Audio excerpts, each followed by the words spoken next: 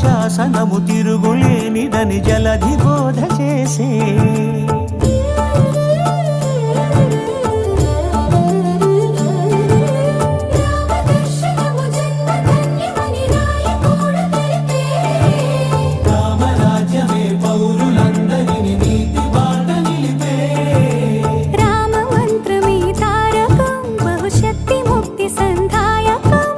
రామనామమే అమృతం శ్రీరామ కీర్తనం సుకృతం ఈ రామచంద్రుడే లోకరక్షయని అంతరాత్మ పలికే